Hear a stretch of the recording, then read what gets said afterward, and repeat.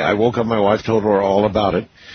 And I've never had anything like it in my life. A couple of times, Robert, I have felt the approach of an OBE. I have felt the vibration. I've felt the noise, the buzzing. I've felt the beginning of being paralyzed. But in every instant, Robert, I'm kind of a control freak, and I've yanked myself back, scared to death of it. And the one I had in Paris, I had no choice. I had no warning. I had no vibration. I had no anything. It just happened. It just, boom, happened like that. And I couldn't control it. It was wonderful, and it was frightening at the same time. But in every other instant, I have stopped it cold because it's scary. It is, yes. The reason why you remembered the first one is probably because of your excitement and that pure sense of freedom you get when you have that type of OBE. It's incredible. It's a mind-blowing experience, and I'd say the emotional content of that allowed you to remember it and probably jerked you back into your body as well. If you don't have a strong emotional content in your mind when you re-enter your physical body, you normally won't remember it. Your other cases, when you experience OBE-type symptoms like vibrations, heartbeat, hearing the rushing noises, you bet, and that, then it stops, you've probably got an OBE in progress at that time. Yeah, but that's a very, very uncomfortable feeling, and I mean really uncomfortable. It's extremely disconcerting. It's not something that anybody who likes control, I mean, it's so bad that it can cause nausea, Robert. I mean, it can cause you to feel sick. Yeah, definitely. The sensations with OBE, especially one when you're awake during the OBE exit, can be enormous. The first couple of times I wake-induced one, I thought I was going to die. They were so strong. Yeah. I mean, your heart was going 300 beats a minute, these massive whole-body vibrations. Yes. And a continual falling sensation. Yeah, oh yes. And this is all unknown territory. If you don't know what's happening, it is terrifying. But knowledge replaces fear. If you understand the mechanics of the process, which I focus on in my book, Astral Dynamics, it explains the process and takes a lot of the fear out of it if you understand what's happening. And then you can go with it and experience out-of-body experiences. But you know what it's like, Robert? It's like standing up on top of a cliff and looking down and seeing rocks 1,000 feet below and jumping. And you know, having someone say, go ahead and jump. You'll be all right. You'll be okay. Jump. Yes. It's kind of like that. I could no more do that than I'm not capable of it, Robert. You have the habit of having a physical body. So when you fly out or fly into the unknown, leaving your body, a lot of fear of the unknown is involved. And you can only replace that by replacing it with knowledge, talking to other people, reading about it, finding out what these symptoms are exactly, what are the vibrations, why is my heart racing. Your heart isn't racing.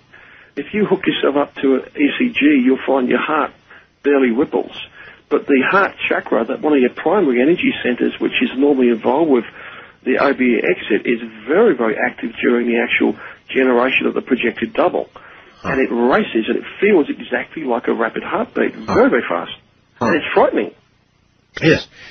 So frightening that, again, it's like standing on that cliff and somebody next to you saying, hey, don't worry about it. Go ahead, jump, you'll be fine. No way. You first. Did you go fall asleep after this, or did you find yourself paralyzed, or did you wake up and get out of bed, or? No. Usually what I've done is, I haven't even gotten out of bed. I just, you know, you break out in the cold sweats and you yank yourself away from it. You lie there for a while, and then you finally manage to fall back into a normal sleep. That's my experience, but I hold myself totally away from this stuff. It scares the bejesus out of me. Right. Well, if you did that and you just shut your mind off to it and fell asleep, you probably had a successful OBE at that time, but lost the memory download of it. When the projected double is generated and there are two of you, it comes out of the body, there was a problem with the physical brain of storing more than one memory at the same time. the brain is used to storing linear life experiences. When you have two sets or three sets, if the dream mind becomes active at the same time, it causes a lot of problems, and you either get a mixture, or what normally happens, the out-of-body experience side of the memory is just totally wiped. So you can have multiple OBEs successfully, but you will lose if you lose the memory download, without the memory, you've never had one. Well, exactly what I was going to say. In other words, if you have no memory of it, then you have done nothing that adds to your life experience. Exactly, but if you have a successful OBE and experiment a little bit, I mean, the first one you had in Paris, if you actually look at that, that was quite unintimidating and harmless, a joyful experience, you could say. No, it intimidated me. It intimidated you because you didn't understand what was happening. I mean, it was a wonderful thing, and but there was none of this pre-warning stuff that we've discussed already that's pretty horrific as far as I'm concerned. It just, boom, happened like that. Yes, and that often happens. And really? Yeah, it often happens. If you're in a state ready for OB, your physical body's asleep, you're in like a trance state, sometimes your projected double will just bang, just go straight out there. It's a slightly higher level of projection. It was easily the most amazing thing that I've ever felt in my entire life. Yeah, it's pretty amazing. Yeah, the sense of freedom, your abilities, you can fly, you can pass through solid matter. It's amazing. I don't doubt it. I just, it's unimaginable for me to understand how you could be aware of it and control it and then use it to travel where you would or where you will into other realms and dimensions or even into space. I've heard that there really are no limitations once you're out of your body. Is that correct? That's true. The best way to go about it is one step at a time. You mentioned your sense of control there, which that was interfering with. Yes. If you wake-induced an OBE, sat in the chair and deliberately, put yourself in a state and used a technique to pull yourself out of your body, you're in control of the exit. And I recommend to people when they do that, you obviously have OBE ability, even though you don't use it. I recommend they work on that, use a technique like the rope technique in my book, pull themselves out of their body and stay out for just 10 seconds. Have a quick look at the hands, watch them melt, look around the room, and then dive back into your body shouting Geronimo. Because if you don't have a strong memory, it's very hard to get those OBE memories past your physical memories. And even your dream memories have more impression on the mind than an OBE memory. But strong emotional content overcomes that. I discovered that many years ago. I was working at teaching myself wake-induced OBE, and I remember coming out of my body, had a very easy exit, sitting across the room, thinking to myself, well, that was quite easy, but all my memories of the OBEs I'd had before was a very difficult exits, a lot of sensations, very hard work indeed.